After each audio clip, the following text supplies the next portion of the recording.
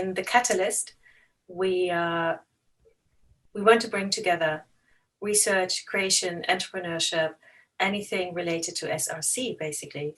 So in a way, we bring together people, we bring together their ideas, we bring together what they are doing, what they are enthusiastic, what they are passionate about, their questions, and their different approaches. At least we aim to do that. And we do this by, organizing talks, panels, demos. We try to initiate collaborations. We have anything ranging from fairly formal panel discussions to informal networking activities. In the current pandemic, we were even trying to organize, or we did that actually, informal wine and cheese tasting for people to get to know each other, to make up for the lack of physical encounters. And we've been fairly successful so far, considering how many events we've been organizing, and also bringing together people from different disciplines with similar or shared interests. In non-COVID times, when you walk into the Creative Innovation Studio at 110 Bond Street, there's a giant mural that says "Make the Future." And I think this encapsulates not just SRC within the Creative Innovation Studio, but SRC within FCAD, that the goal of what drives so many of us forward is making the future of the future iterations of whatever creative industries we might be working in, or future collaborations between some of those different industries or different practices. So there is, there are aspects that are hands-on, that are about making and creation and the development of new kinds of creative products or experiences. There's a part that's reflective, that is looking at the ways that audiences connect with or consume or engage with that kind of content. There's, work to be done on how we support creators. And I think, never has that been more timely than the moment we're in now, where we're seeing creators leaving the creative industries because times are so tough, and it's such a unique moment where theaters are closed and art galleries are closed, and how are creators able to continue their creative practices? So much innovative thought is needed. The core of our mission within the Creative Innovation Studio really is creativity, entrepreneurship, and innovation. And a lot of our mission is trying to communicate to the FCAD community and a wider community that creators really are inherently entrepreneurial, that they are inherently innovative, and never have those attributes been more important than now, when we really are making the future. So I think we're really lucky to be in an environment in which SRC, scholarly research, creative practice, is so diverse, because I think that it's really, really needed at a larger level as well, to have that kind of definition where we are making the future, and where that support, whether you're making products or looking at how we support new ideas and new creative practices in different ways, is supported. I think SRC and FCAD is highly dynamic.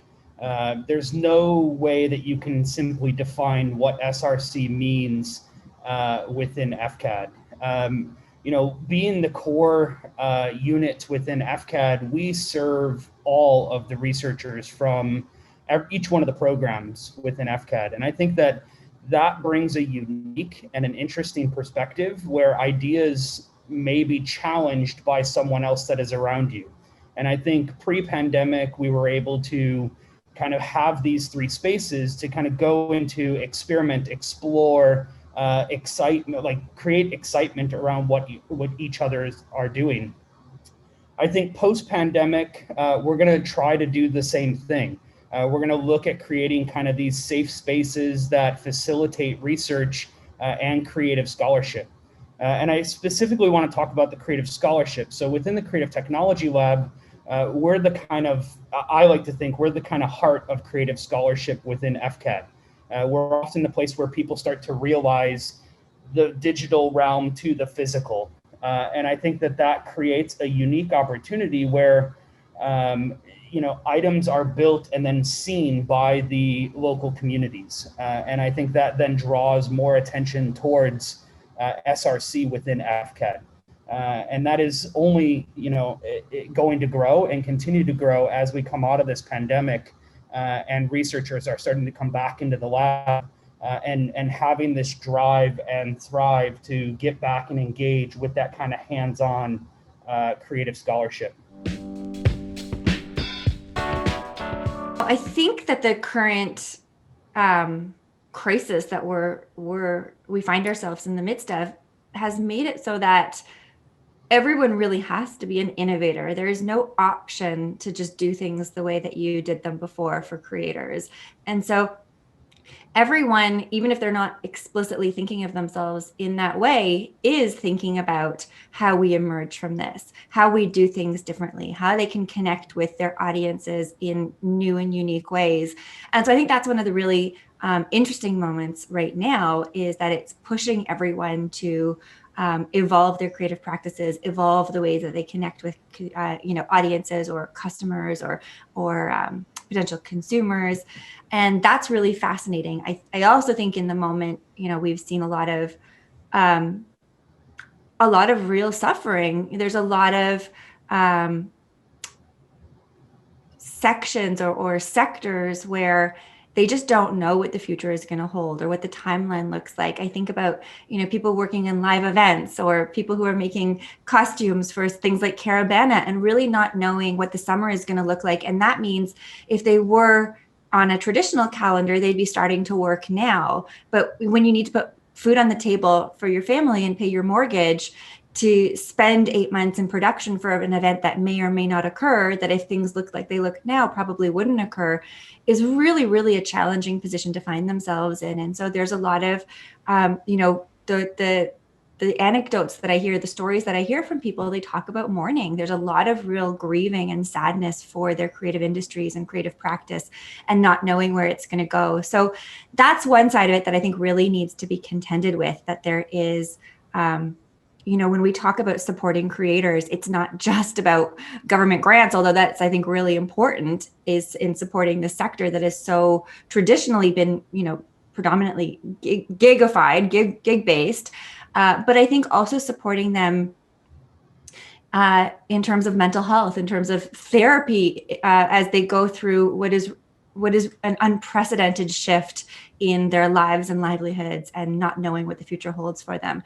The optimist in me, though, does say it's really exciting to see people connecting in new ways and thinking about their creative practice, where they are, by definition, changing the ways those creative industries look on a daily basis just by necessity. Necessity is the mother of invention, and that's really what we're seeing in this moment, which is really heartening. And if I look for the silver lining in this moment, yes, we're all in our own environments, not able to connect, and that does have implications on creativity and spontaneity and so much of what fuels innovation. On the other hand, we can think about how we create better environments for collaboration and creativity and digital remote spontaneity. And if you are connecting, it's just as easy in some ways to connect to people on the other side of the world, in South Korea or in Germany or in the UK, where we've been seeing, with the Global Campus Studio, we had collaborations this fall in those places. And yeah, there's new challenges. You have to think about time zones, but I think we're also going to see emerge from this potentially new ways of thinking about collaborators or audiences, and that some of the challenges or some of the limitations that might have existed before the pandemic, people think about in new ways as well. I agree with Ramona that on the one hand, we see a lot of creativity coming out of this crisis. That's really what we have to call our current situation, the pandemic. On the other hand, we also see a very interesting, on a sociological level, a very interesting shift from basically we always made sure we have to keep our professional lives apart from our private lives, right? Especially women always had the pressure, or they felt very often they can't really talk about the pressures that they have at home, and that influence maybe their work life, right? So this is all changed now. As you can see in our backgrounds, we're bringing our private lives all to the screen now. Everybody can see how we're living. Everybody experiences that. And we also see how actually you can't divide professional and private lives, and you shouldn't really. And you can't divide them. We've seen them during the first lockdown, when also all schools and daycare centers closed down. So what do you do suddenly? So we do actually, I think it shaped the shift onto us is there isn't such thing as a professional person. you know, we're all persons and we all have our professional sides, but they are closely connected to our private sides, and everything influences what we do. We've seen extreme shifts in terms of how this additional pressure really has impacted negatively, especially women in SRC, in terms of being, you know, having much less time because now they have to look after their kids a lot more, for instance, right? So we have seen this. So these are certainly challenges. And at least one good thing, I think, is that it's already been taken up by politics, right? Talking about in Canada of finally trying to at least, or maybe again, there has been intense before, introducing Canada-wide childcare, right? So, which is extremely important. So we can really see how this has influenced also a lot of SRC itself. As Ramona said, a lot of creative projects came out of it. A lot of research has shifted. We were also asked by a lot of funding agencies to definitely put in the COVID perspective here, which is fine. I'm not saying we should do anything that we do now should be related to COVID, but as I said in the beginning, it has really impacted everything, and including our SRC so-called professional identities and activities. I definitely agree with Ramona and Frauke here. I think one of the biggest surprises to me is the way the research community has come together. And that's not just on a local level, that's on a global level. And I think we can use, one example is when the pandemic first started, hospitals were short on PPE. And it was amazing to see how the research community quickly responded and really came together by throwing out hundreds, if not thousands, of ideations and prototypes at a very rapid pace and being very open source about the content and information. That's not a standard practice within research. And I think that we're going to continue to see how this kind of pans out. But I think that the researchers are definitely going to change the way in which they release information and look for future collaborations post-pandemic.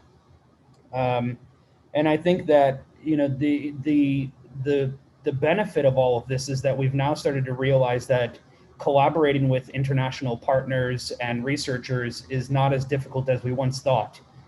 We have extreme access to everyone at all times now. And I think we're starting to realize how these digital forms of communication are really able to provide the platform in which we need to succeed.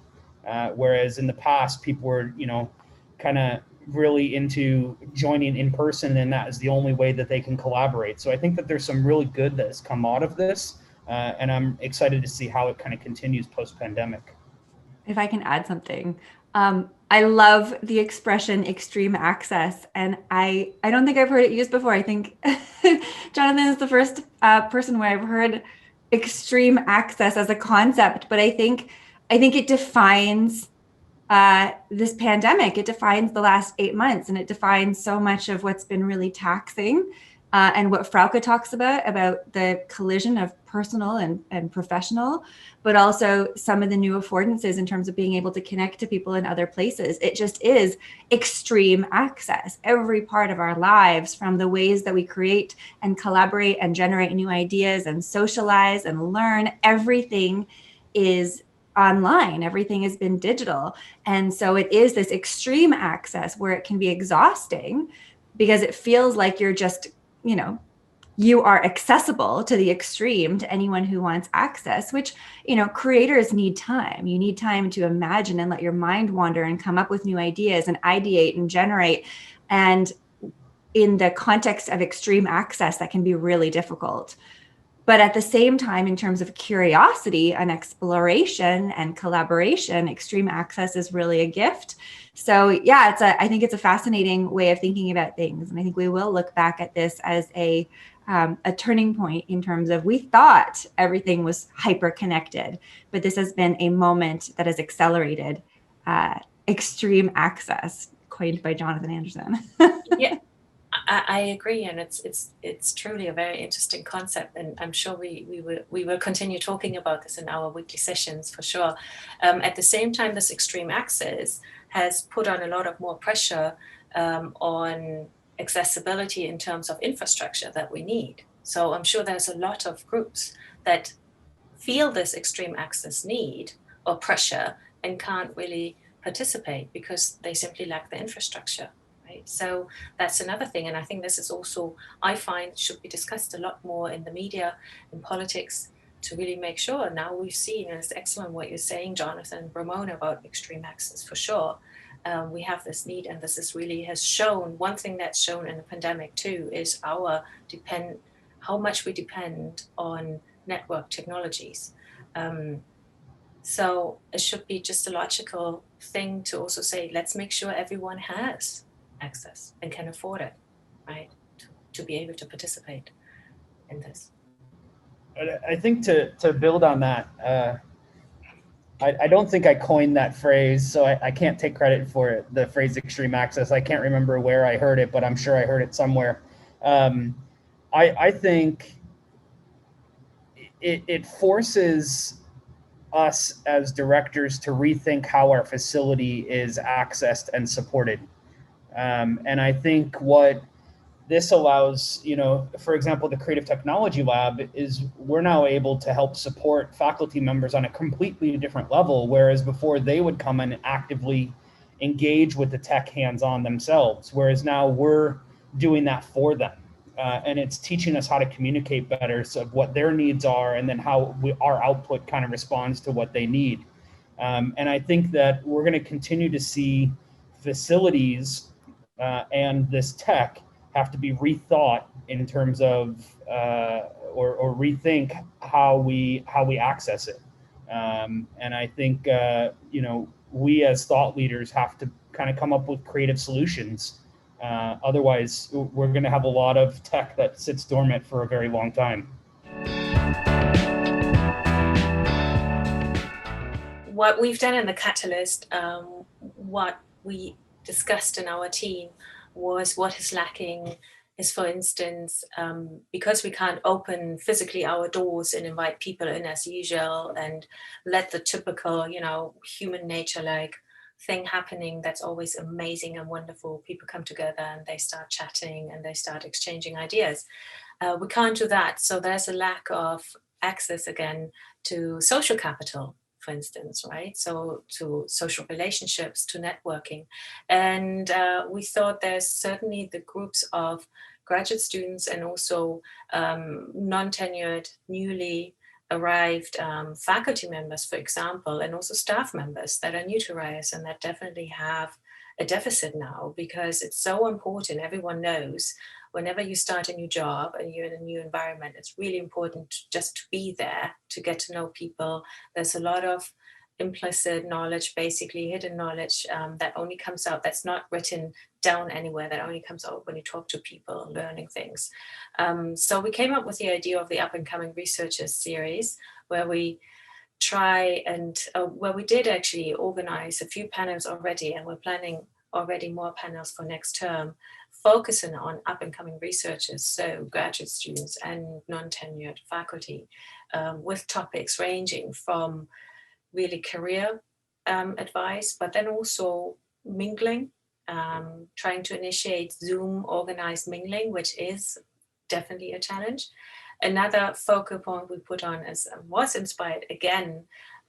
We have had in the past already with our very successful Black History Month, for example, panel and Pens and Pockets panel that we had in the spring.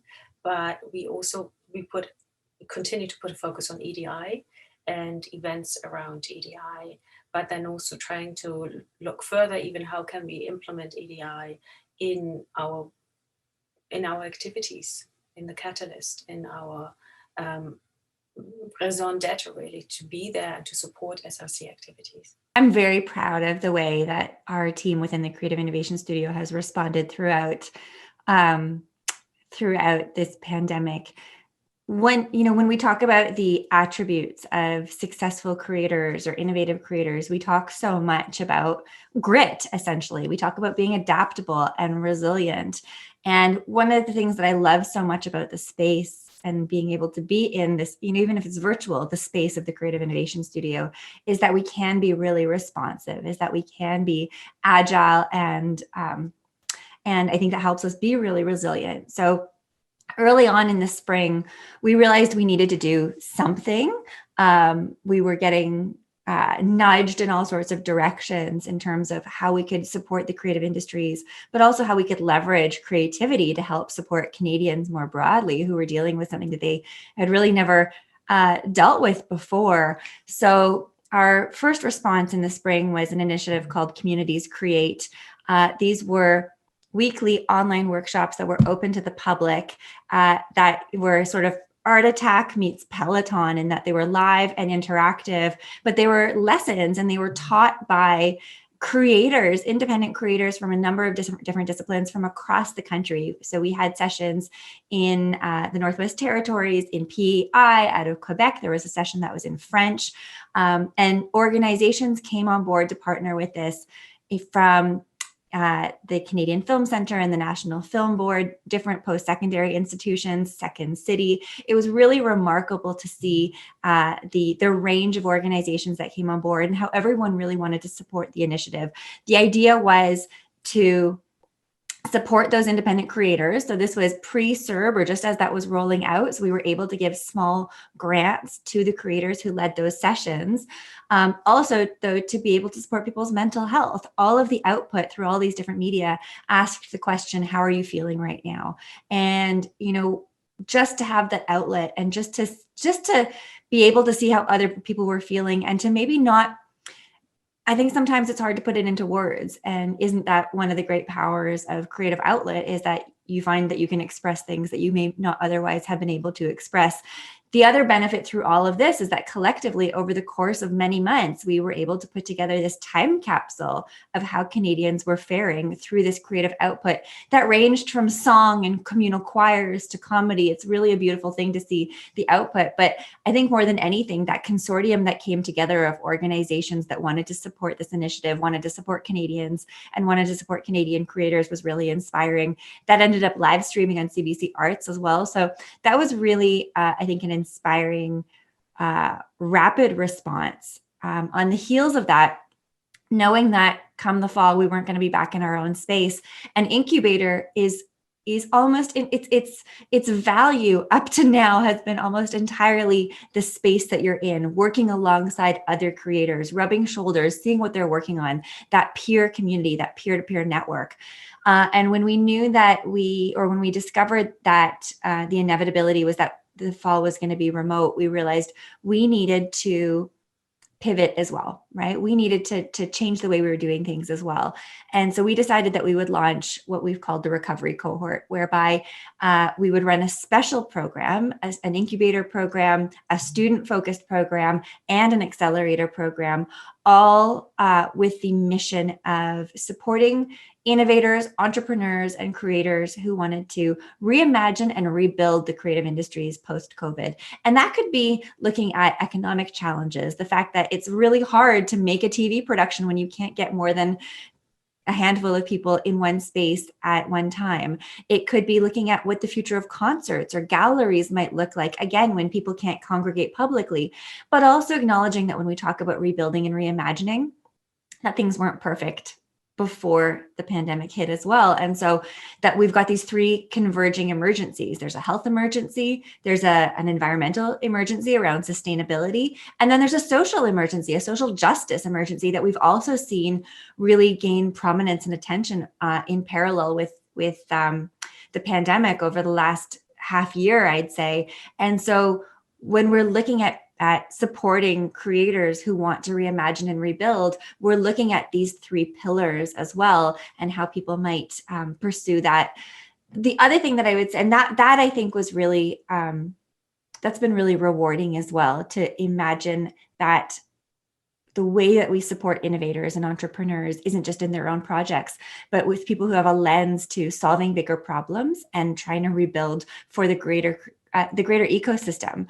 The one thing that I'll acknowledge, the one thing that I will say that we've seen is there's been a shift even since the summer. And I think in the summer, when there was monetary support, there was, this confidence that people were going to have serve, especially among independent artists and creators when COVID numbers were a little bit lower, when the temperatures were a little bit warmer and it was easier to be outside.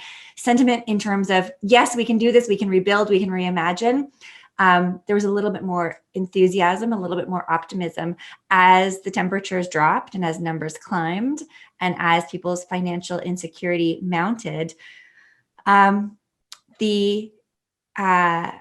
The reality is, I think we find ourselves maybe a step or a stage before rebuilding right now. And I think the real challenge we've got on our hands is keeping creators within the creative industries, is helping them stay afloat, is helping them just tread water. And I think that goes back to what I was originally saying about being adaptable and being resilient, that we need to be able to adapt to the needs of the people that we work with, the innovators and entrepreneurs and creators in real time. And not just, always have that optimistic vision, but really be adaptable and be responding to what they need. And if it is in this moment, just helping them stay afloat so that we can all rebuild together, then, I take great heart in knowing that that's the work that we're doing as well. How do I follow up both of you? I mean, it's always impressive to sit back and listen in terms of how these units have responded and helped everyone during these uncertain times. I think, very early on, it's kind of known that the Creative Technology Lab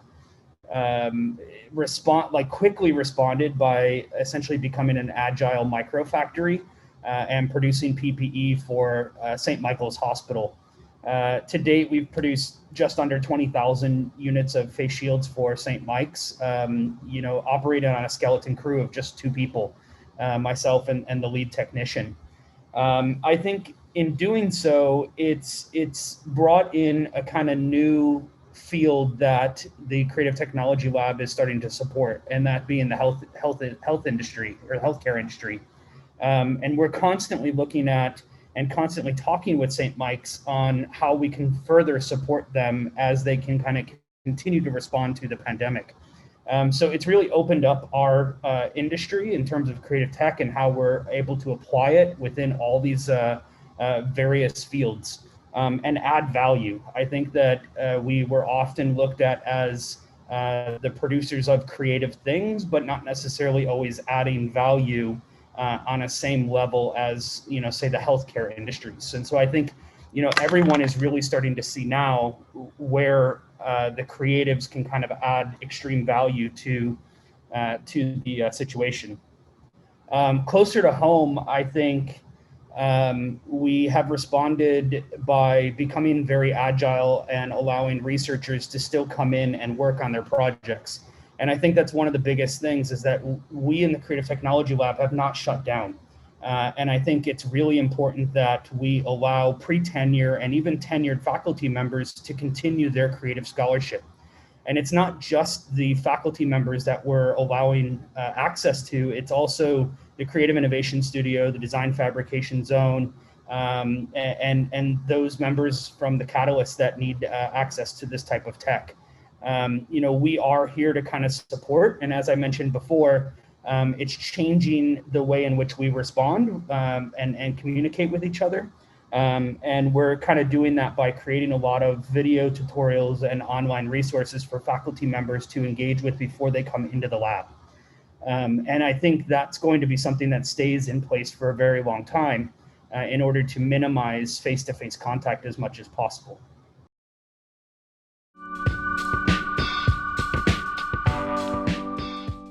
Building on this idea of extreme access, I think we realize that so many creative sectors are going to need to evolve, and they're going to need digital transformation. They're going to need that support to reimagine what it is that they do and how the public engages.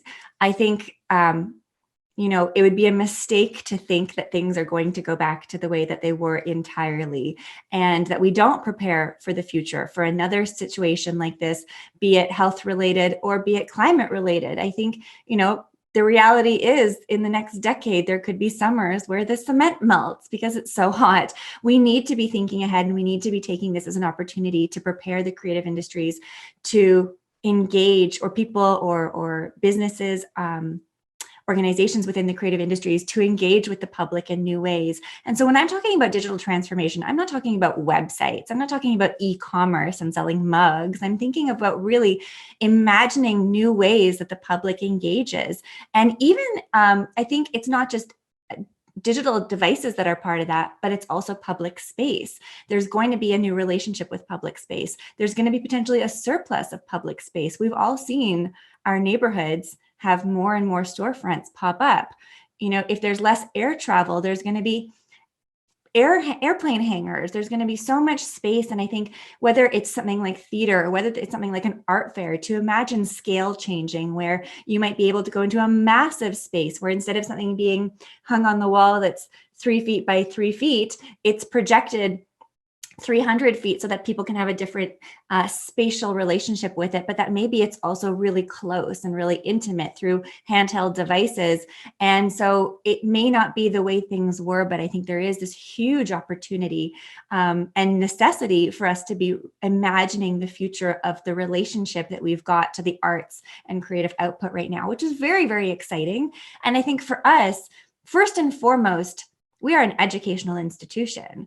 We work with students. We work with the future of the creative industries. And it's really exciting to think about us having a role training them to think about how they may rebuild, how they may work with legacy organizations, new organizations, build their own organizations, but really be thinking about the ways that public engage with anything from music to photography to fine art, any kind of experience, and build that with these new scales and with these new relationships with both our physical surroundings and also our devices, out of necessity, but also out of, I think, precaution for, you know, I don't want to see us in a situation where this happens in a few years and we say, we didn't know this time, but next time we should be prepared. I mentioned extreme access, and Ramona has talked a lot about that. I think, you know, we as the unit directors are not people that operate very slowly. We operate at 110 kilometers an hour, and we're go, go, go, go all the time and thinking 10 steps ahead. One thing that this pandemic has done for me is it's allowed me to slow down in a way and actually reflect on what's important. And I think that we as the units will continue to kind of reflect and think what is important and where we're going to kind of go in the future. And I think that that's really a result of this pandemic. I would have never have done that in the past because I always respond to the nowness. And I think that, you know, as we kind of continue on, I can't continue to live in the nowness and need to take more of an approach like Louis Etienne Dubois in creative industries, where he kind of adopted a slow teaching process where he's letting it kind of naturally unfold throughout the semester. And I think that we're constantly doing that within the lab and kind of naturally seeing what areas do we need to get into, how can we help support faculty, how can we help support researchers, and just being adaptable and flexible, I think, is key as we kind of continue on. I fully agree. And I find it difficult to really, you know, even if we say it's big thinking, right? And saying, so this was 2020 and we're just about to have it all behind us. And I agree with Ramona that there's no way we can go back to normal the way it was before. And we shouldn't, because we have seen so many things through the pandemic that are really, really terrible in our society, and that we all need to stick together and do something. And we have a chance maybe by really joining forces with the SRC in terms of really bringing research and creativity and entrepreneurship together. I think honestly, I wonder what is going to happen next year, because we will have the situation, which is again a new situation. Some people have the vaccine, some not. What does that mean for our interactions, right? What does that mean when people who don't have the vaccine yet and don't feel safe going back to work, and yet it's maybe being expected or necessary? So we have a whole new set, and also what we should think about is our students, because they will be changed too. I mean, we are in very privileged situations here. We have secure jobs, right? Our students are living through this pandemic without any, all their safety belts basically taken away. And I think it's really important. And Ramona and Jonathan had fantastic examples how they were stepping up, right? Providing new safety belts, basically new activities, new ways to engage. And so are we trying in the Catalyst to do so. But keep in mind, we are on the brink of losing a whole generation in those long-term care homes. And it's horrible. And with that generation, we're losing a lot of experience, a lot of knowledge, and we're losing our traditions and cultural anchors. What does that mean to us? What does that mean to the students, right? So it will definitely reflect upon the research, upon the activities that we will engage in. So thinking or expecting this is what they want, they might think so. I don't think we will be able anytime soon to go back to normal. And again, as I said before, I don't want to go back to normal because there are so many things that we need to focus on. And I think actually, especially at a university where you're right, Ramona, we are an educational institution here. So it is also as the catalyst, looking into research and creativity and innovation. I think it's really important to make sure that from this privileged position, we don't cease telling people what we should focus on. We don't cease trying to create an environment where people feel, anyone feels free, no matter where they are from, to be critical, to say, I don't understand why is our society working that way and not in a different way? I don't understand why is this university working that way? And I think this is a very important part, and this is also going back to the actual idea of a university, I think, critical debate.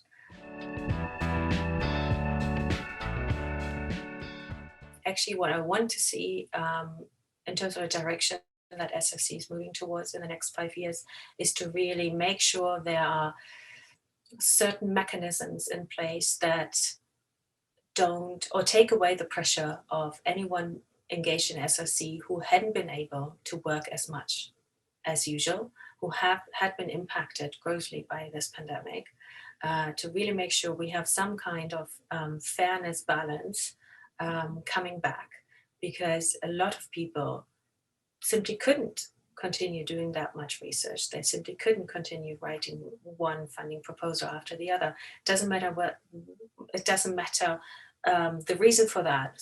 For a lot of people was because they had a lot more dependent care. For other people, because the pandemic put a terrible mental health strain onto them, right? So this is what I want to see, that we find a way to really bringing equity into the system. And let's be fair, in a lot of ways how we do traditional research, there isn't a lot of fairness in terms of recognizing people that simply don't have the connections, the social capital, for instance, the human capital, right? So, and I think we should work towards that.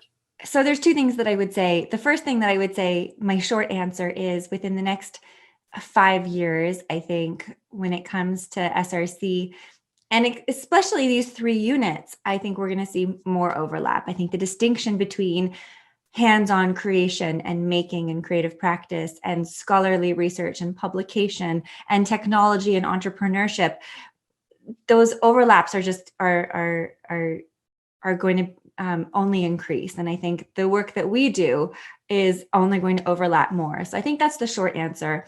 But to build on what Frauke has said, in my I'm in the faculty lead for the Global Campus Studio, which is related to the Creative Innovation Studio because we use the same practices, but we work with students in different cities around the world on co-creation and collaboration. And in the last class, we had a seminar together where everyone was reflecting on that practice of international co-creation and remote collaboration. And one of the reflections that the students came up with really had to do with blind spots and had to do with creating the optimal environments for their collaborators to work within, to be creative within or innovative within. And what we discussed was that it's rare that we have an opportunity like collaborating with people who don't speak the same language as you, to see our blind spots. And I think the more we can be really mindful of our blind spots, like, we don't know what we don't know. I don't know if there's a greater truth about being human than that. But the more we can find mechanisms by which we can be alerted to our blind spots and try to design for that in all ways related to the work that we do with SRC, I think that's another direction that it's one thing that I'm very proud of this particular trio of leadership here, because I think it's a focus area of ours, is how can we be mindful of those blind spots, and how can we try to be more aware of them? How can we know what we don't know and have that inform what we support in terms of SRC as well? You know, the future of SRC, and I'm speaking maybe more towards the C side, the creative side, and the creative scholarship. I think there's going to become more corporate partnerships. And I think these corporate partnerships are going to add a lot of value to what the academy offers and a lot of value to the industry. And I think that as we start to bring the academy and the industry closer together, we're ultimately creating this like perfect incubator where ideas can be really advanced much further in a much more rapid pace. You know, we're starting to see ideas and processes be able to be unfolded at a much faster pace than industry can necessarily move alone, and that the academy would be able to move alone with, you know, government funding and other grant sources. So I think a more closely linked corporate partnership with the academy is key to kind of the success of SRC and the rebuilding of SRC over the next 5 years. We keep talking, the three of us, right? And we keep talking about how we can definitely work more closely together. How can we bridge? How can we newly interpret SRC, basically give it a real meaning, because it is something truly unique, I find, coming from different educational backgrounds, basically. So I've never seen something like this, where you can bring scholarly research and creativity and entrepreneurship together and being recognized and being supported in such a way as it is here. So this is what we are basically working on almost every week, the three of us, and also with Richard, of course, trying to find ways how to really create something new here. On a more plain level, I'm hoping that the Catalyst, first thing we can all safely come back, we're going to have such a big party, you know, absolutely, in the Catalyst. Where else? We're going to invite everyone from the FCAD community and friends, and we'll celebrate. That's a great point, Vroka. I think one of the things that gets lost is we've had these amazing showcases this year. RUBIX was incredible. And, you know, with the Global Campus Studio, we had a showcase on Monday, and it was so inspiring as well. We can do it. And we've shown that we can do this online. We can make it work. But what's missing from all of that is just bumping into someone and talking to them. You know, I think about our membership within the Creative Innovation Studio, our members, our innovators, people from industry, students. And what we don't have is the opportunity for the dean to walk through and just have a casual conversation with them, to learn about what they're doing and why they're doing it, to bring in people from industry and not just look at their show reel, but talk to them. And the wisdom that gets exchanged, you know, we talk about mentorship and reverse mentorship, but the wisdom that gets exchanged through those conversations with someone with so much domain knowledge or industry expertise can just have a short conversation, a spontaneous conversation with one of those creators, but vice versa. When people who have been in industry for 30 years get to hear an off the cuff remark about what's inspiring a young creator, that's so vital and so valuable. And I think that that's what we're missing. So I think more than anything, yes, we're having conversations about how do we rebuild and what is a transition plan back. The very fabric of our programming, you know, when we talk about the recovery cohort, is how do we rebuild something that's greater than what existed before the pandemic? So I think on a daily basis, this is what we're thinking about, both in terms of logistics and in terms of big picture thinking. But just in terms of what I look forward to, it's those small conversations where it's not a presentation, but it is just about being human. Yeah, I think I'm going to pull a phrase that Ramona uses constantly, is that we're greater than the sum of its parts. And I think that that's especially true as we prepare for the post-pandemic era. And the reason I say that is because the units have worked really hard. Frauke, myself, and Ramona have worked really hard to tear down these silos and really start to look for overlap. And in many ways, these micro silos or micro ecosystems are starting to be created within the individual units because people don't have that kind of social interaction or the ability to be as influenced by fellow scholars or faculty members. And I think down here in the Creative Technology Lab, we're working hard to try to break those and still be able to showcase how one skill set can be transferable from one group to another group. And that's really difficult. Like before, when it was in person, everyone just naturally saw everything that was kind of happening on the day-to-day. So I think that as we kind of come out of the pandemic, we're going to have to, break down these smaller silos and realize that there's a larger picture in play. The call to action from the Creative Technology Lab is simple. We're open. We have not shut down during the pandemic. We're practicing safe social distancing and extreme cleaning measures down here. But we are really committed to ensuring that faculty members have access to this technology for their SRC projects, and that we're not slowing down. We'll help in any way, and reach out via an email. I think all of us are one short email away. So we're open but virtual, and I think that the takeaway would be, just like it says, if you were to walk into our building, make the future. We are completely focused on this mission of rebuilding and reimagining and redesigning, ensuring that there's something that's there to return to post-pandemic and that it's better than it was before. We're an interdisciplinary space, and that means for any sectors within the creative industries, we want to work on new ways of thinking about how we build something and how we build something that's better. So if there is anyone in any industry, whether they think of themselves as innovators or not, I think there's room to really grow and improve right now. And that's where we are. We've got so many great creators and entrepreneurs and innovators that are eagerly imagining and building and rebuilding right now and want to collaborate. The Catalyst, we're also open virtually. Do get in touch with us. Do tell us how you think we can even better support you. And think about how to be maybe sometimes less concerned about when it comes to SRC, disciplinary cultures and what they deem for being worthy research or worthy creative activities.